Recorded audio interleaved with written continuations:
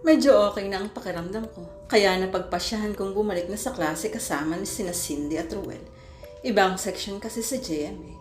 Pagbalik sa classroom, napatingin ako sa upuan ni Miguel na nasa rikuran lang ng upuan ko. Ngayon pa lang, namimiss ko na ang klase kong iyon. Nagsimula nang mag-discuss si Mamat sa amin na para bang walang nangyaring masama sa klase noong mga nagdaang araw. Samantalang ako'y lumilipad ang isip at di mapanatag ang loob dahil sa sunod-sunod na pagkamatay ng mga kaklase ko.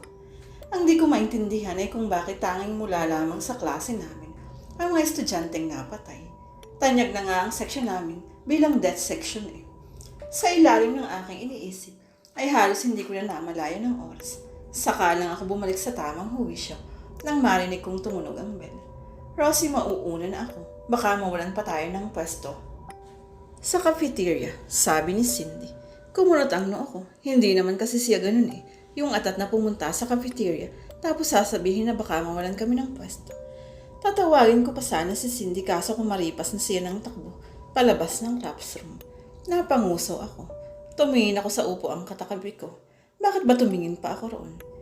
Isinukbit ko na lang ang bag ko at palabas na sana ako ng classroom nang biglang may humawak sa akin at sinandal ako sa pader na malapit sa pintuan ng classroom namin. Napapikit na lang ako at nang dahan-dahan kong imulat ang aking mga mata ay mukha ni Rowel ang bumungad sa akin. Anong ginagawa mo? Tanong ko. Pasimple akong tumingin sa paligid. Wala nang estudyante. Marahil dahil nga lunch break na at karamihan sa mga estudyante ay nasa cafeteria na. Nakangisi si Rowel na siyang nagdala ng kakaibang sensasyon sa aking bato. Doon sa school clinic, kanina kapagising di ba? Tanong niya. Nanlaki ang mga mata ko. Paano niya yun nalaman? Ano bang sinasabi mo? Tulog ako. Tabi nga. Nagpumiglas ako pero lalo na yung hinigpitan ng pagkakahawak niya sa kamay ko na nakasandal sa pader. Bakit ka nagpasalamat sa akin? Tanong niya. Napalunok ako. Guni-guni mo lang yun, sabi ko. Wala akong depression sa tainga, Rosie. Hindi ako bimi. Alam ko kung ano yung sinabi mo noon. 2 beses akong napalunok ng laway. Curse you, Ruela Chansa. Kung alam mo, bakit tinatanong mo pa ako? Stupid. Alisabi eh. Nagpumiglas uli ako. Natigilan na ako sa pagpumiglas nang mas lalo niyang inilapit ang kanyang mukha sa akin. Konti na lang at mahahalikan na niya ako. Subukan mong kumawala. Hahalikan talaga kita. Subukan mo kong halikan. Kapag hindi ako magdadalawang isip na palamunin ka ng kamao ko. Pagsabi ko noon, ay marain kong itinikom ang bibig. Ayaw mo bang yung labi mo na lang ang ipalamon mo sa akin? Nanunoksong tanong niya. Hindi ako nakapagpigil. Inuntog ko ang ulo ko sa ulo niya. Marunong yata ako ng headbutt. Dahil doon ay napaupo siya sa sahig. Sa lakas ba naman ng pagkakauntog ko sa ulo niya? Ay ewan ko na lang kung hindi siya mahilo. Alam mo, hindi ko alam kung bakit mahal kita. Agad kong natutop ang aking bibig dahil sa aking sabi. Pagdating ko kay Rowel, ay nakangisi na naman ako nga habang hawak niya ang kanyang noo. Gusto ko sanang bawiin yung sinabi ko, pero pinili ko na lang na manahimik. Tumalikod at pumikit ng marin. Shit, Rosie, napaamin ka ng atsensang yun nang wala sa oras. Bago pa man muling makapagsalita si Rowel, ay tumakbo na ako palayo. Kitang-kita ko ang nakangising mukha ni Rowel habang tumatakbo ako palayo. Naglalakad ako ngayon habang daladala ang kahon na ilalagay ko sa stock room. Galing ito sa faculty room. Nautusan lang ako ni Sir Sense sa saktong lunch break namin. Wala si Cindy. Hindi siya pumasok ngayon. Hindi man lang nag-text sa akin kung bakit siya absent. May usapan pa naman kami na pupunta kami mamayang uwian sa burol ni Miguel. Habang naglalakad ako, hindi ko maiwasang hindi maisip ang biglaan kong pag-amin kay Rowel. Gumuguhit na naman ang mukha niya sa aking isipan kung paano niya akong inisiya ng mga oras na yun. Fuckshit talaga. Dahil sa iniisip ko, hindi ko na malayang nasa tapat na pala ako ng stockroom. Binuksan ko yun gamit ang isa kong kamay at ang isa ay nanatiling nakahawak sa kahon. Kinapaka ko pa ang switch ng ilaw kaso wala pala itong kwenta dahil pundido ang ilaw. Napailing na lang ako. Ang nagsisilbing ilaw na lang dito sa stockroom ay isang bintana na malit at parehaba ang sukat. Nang ilapag ko na yung kahon sa lamesa ay parang may nakita akong dumaan sa may gilid ko. Paglingon ko ay wala naman akong ibang nakita roon bukod sa isang aparadora. Matagal ko itong tinitigan at halos mapadalon ako sa gulat nang bigla itong kumalabog. Habang tumatagal ay palakas ng palakas ang kalabog nito. At kahit natakot ako, ay dahan-dahan ko pa rin nilapitan. Patuloy pa rin ito sa pagkalabog nang dumapo ang kamay ko sa nab nito. Napalunok na lang ako at huminga ng malalim bago ko iyon binuksan. Nagulat ako nang bumagsak sa harapan ko ang katawan ng isang tao mula sa loob ng aparador. At dahil madilim sa stockroom, hindi ko masabi kung babae ba ito o lalaki. Natatakot naman akong hawakan ito dahil baka mamaya ay patay na ito o ano. Dahil hindi na siya gumagalaw. Hanggang sa matamaan ng sinag ng araw na nagmumula sa bintana ang ulo nito. Doon ko lang napagtantong isa itong babae dahil sa mahabang buhok nito. Lumuhod ako at dahan-dahan ko siyang binaliktad para matingnan ko ang itsura niya. At laking gulat ko nang makita ko ang kanyang mukha. Si Cindy. Duguan ang mukha ni Cindy.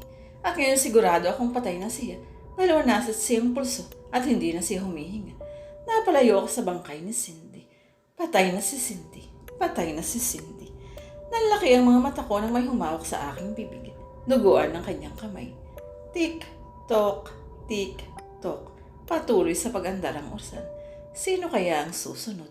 Bulong niya sa tenga ko. Biglang tumulo ang mga luha ko. Napapikit ako sa sobrang takot. Tik-tok, tik-tok. Sino kaya ang susunod? Tik-tok, tik-tok. Ikaw na ba? O siya? Tik-tok, tik-tok. Mamamatay kayong lahat.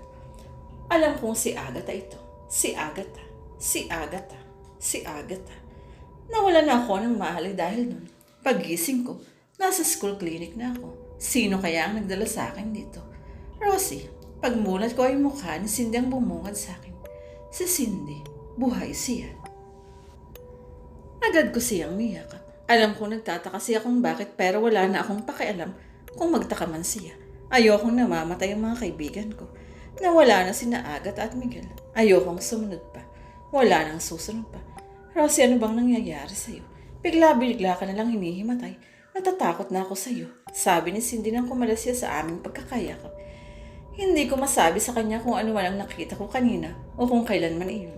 Hindi ako sigurado kung totoo ba yun o panaginip lang. Hindi kasi ako kumain ng almusal. Alam kong tangang alibi ko pero wala na akong ibang maisip na pwede kong idahilan. Hindi na rin nagtanong pa si Cindy.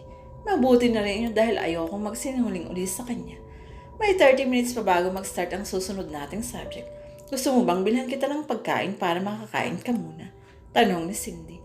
Sumulyap ako sa wall clock dito sa may school clinic at saka tumango kay Cindy. Sige, sabi ko. Huwag ka nang sumama. Ako na lang ang bibili, sabi ni Cindy. Tumango na lang ako at ngumiti. Sinuklian niya rin ito ng ngiti bago niya ako tuluyang iniwang mag-isa dito sa school clinic. Nanatili akong nakahiga.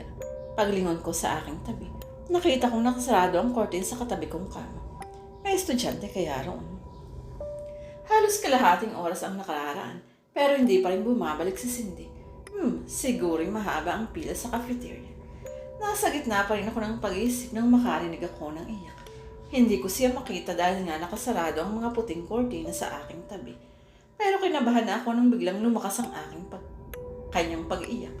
Dahil doon ay pinilit kong tumayo upang tingnan kung sino yung umiiyak at kung okay lang siya. Nakaramdam pa ako ng pagkahilo nang tumayo ako, pero hindi ko yun ininda. Nang hawiin ko ang kortinang namamagitan sa aming dalawa, ay wala naman akong nakitang tao roon. Bakante ang kama at niwalang bakas na may nakahiga roon kanina. Kumunot ang noo ko. Ipagsasawalang bahala ko na lang sana ang lahat dahil baka guni-guni ko lamang iyon. Puro muli kong narinig na may umiiyak. Sa pagkakataong ito, pakiramdam ko'y nasa likuran ko lamang siya. Dahan-dahan akong lumingon. At wala pa rin. Wala pa rin tao roon. Umuntong hininga ako at muling humarap sa katabi kong kama. At laking gulat ko nang bumalandras sa akin ang mukha ni Agatha. Pag-atras ko'y umusog ang kama na sinasandalan ko, kaya napaupo ako sa sahig. Nang muli kong tingnan ang kama ay wala na roon si Agatha. Pero narinig ko pa rin ang kanyang pag-iyak. Ngayon tila sa ilalim na ng kama ay nagmumula.